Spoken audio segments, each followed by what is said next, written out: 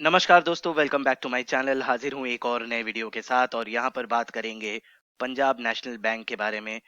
Public sector bank है, देश का second largest public sector bank में आ गया है। जब से इसका मर्जर हुआ था उसके बाद से second largest public sector bank बन गया। तो उसका रिजल्ट निकल कर आया है। रिजल्ट को देखेंगे, डायरेक्टली कंपैरिजन तो नहीं किया जा सकता क्योंकि इस बार के रिजल्ट में दोस्तों यूनाइटेड बैंक भी घुसा हुआ है और ओरिएंटल बैंक ऑफ कॉमर्स भी घुसा हुआ है। तो डायरेक्टली पिछले क्वार्टर्स के साथ कंपैरिजन करना वाजिब नहीं होगा। तो इस बार देखेंगे किस तरीके का परफॉर्मेंस आया है और आगे क्या हो सकता है उसके बारे में बात करेंगे। तो चैनल पे नए हैं तो दोस्तों चैनल को सब्सक्राइब कर लीजिए, साथ ही बेल आइकन दबा दीजिए। और अभी तक अगर आपने डीमैट अकाउंट नहीं खोला है तो नीचे डिस्क्रिप्शन में आपको लिंक मिल जाएगा, वहां क्लिक करके फ्री में डीमैट अकाउंट खोल लीजिए। तो पंजाब नेशनल बैंक दोस्तों 33,000 करोड़ का मार्केट कैप है। लार्ज कैप सेक्टर का बैंक है। यहाँ पर देखिए करंट प्राइस फिलहाल ये 35 रुपए पे ट्रेड कर रहा है। 52 वीक हाई लो देखेंगे तो 69.26।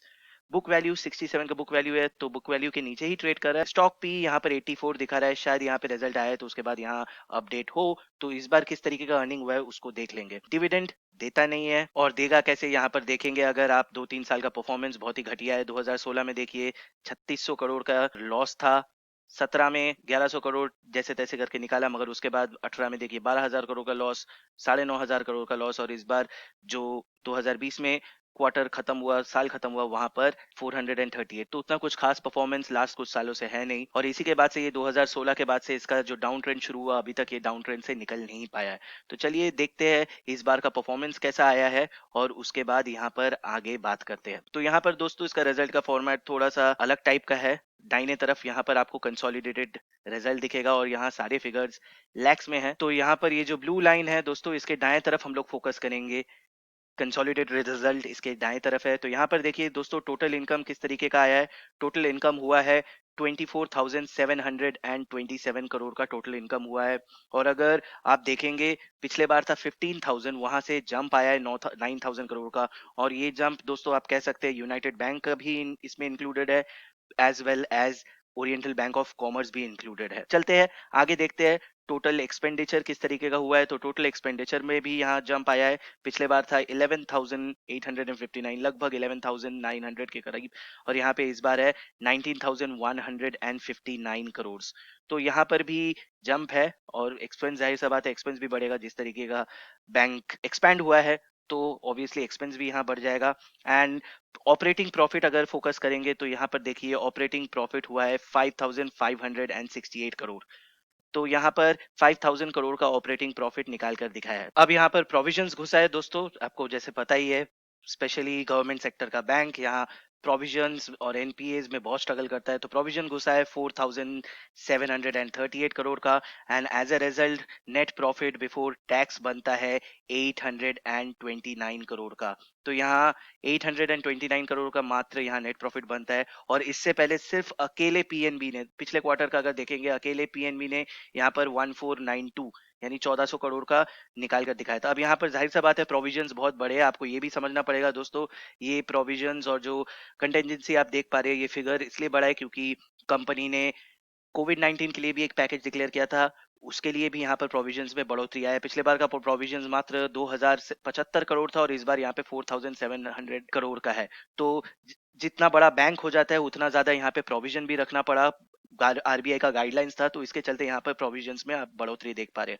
ओवरऑल अगर आप यहाँ पर देखेंगे तो हाँ ड्रॉप है माना, मगर ये प्रोविजंस के लिए ड्रॉप है। तो इतना आपको बेनिफिट ऑफ डाउट यहाँ पे बैंक को देना पड़ेगा।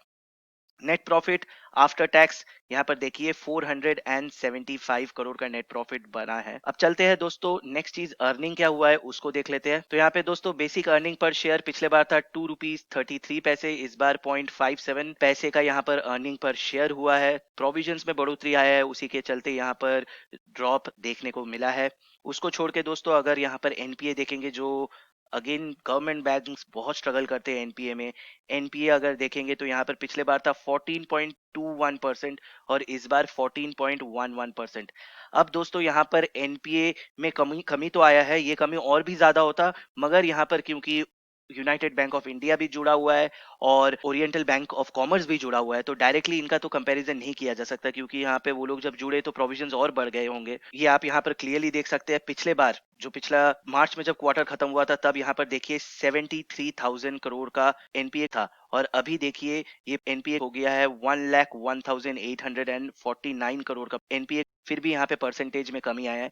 दिस इज ओनली बिकॉज उनके भी एनपीए जुड़ गए, तो ओवरऑल में परसेंटेज में यहाँ पर कमी आया है। वैसे डायरेक्टली यहाँ से यहाँ कंपैरिजन करना ठीक नहीं रहेगा, क्योंकि यहाँ पर फिगर्स अलग थे, यहाँ पर फिगर्स अलग है, मगर फिर भी यहाँ एनपीएस में कमी आया है, कटौती करके दिखाया है। उसको छोड़ के दोस्तों नेट एनपीए अगर देखेंगे तो नेट एनपीए के परसेंटेज में भी कटौती है। अब चलते हैं दोस्तों चार्ट के तरफ, देखते हैं कि यहाँ पर आगे क्या हो सकता है, उसके बारे में थोड़ा सा देख लेते हैं। तो यहाँ पर देखिए 2016-17 में जब से यहाँ पे नेगेटिव रिजल्ट आना शुरू हुआ, उसके बाद से प्राइस में बहुत बड़ा बड़ा ड्रॉप। फिर पंजाब नेशनल बैंक, आप जानते हैं ये हमेशा से न्यूज में बना रहता है फ्रॉड के चलते, तो उसके बाद से एक बैंक कभी रिकवर नहीं कर पाया। यहाँ पर देखेंगे दोस्तों कोविड के इफेक्ट के बाद ये वापस से ऊपर उठना शुरू किया है, मगर अभी भी इसको बहुत स्ट्रगल करना पड़ेगा ऊपर उठने के लिए।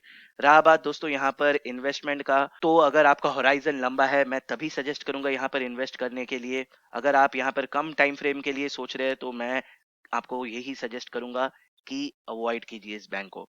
अभी भी यहाँ पर बहुत कुछ बाकी है दोस्तों। एनपीएस के फिगर्स बहुत हाई है, 15%, 5% net, 15% gross NPA, 5% net NPA, बहुत हाई नंबर होते हैं। तो उस हिसाब से मैं फिलहाल सजेस्ट करूंगा कि अगर आपका होराइजन बहुत लॉन्ग टर्म का है तभी यहाँ पर इन्वेस्ट कीजिए, क्योंकि गवर्नमेंट बहुत यहाँ कोशिश करिए कि कैसे भी करके इन सरकारी बैंक को वापस से बूम में लेकर आए। तो हो सकता है आगे जाके जब सब वापस से इकोनॉमी नॉर्मल हो जाएगा और सब नॉर्मल ट्रैक में आएगा, तो यहाँ पर ये सब बैंक में अच्छा बूम आएगा, मगर अभी फिलहाल इन नियर फ्यूचर मुझे ये अभी दिखाई नहीं दे रहा। तो उम्मीद करता हूँ वीडियो अच्छा लगा होगा। अगर मन में कोई क्वेश्चन है, कोई डाउट है, तो कमेंट करके जरूर बताइएगा। तब तक के लिए अपना ख्याल रखिए, सुरक्षित रहिए, और मैं जल्द लौटूंगा एक और नए वीडियो के साथ। धन्यवाद।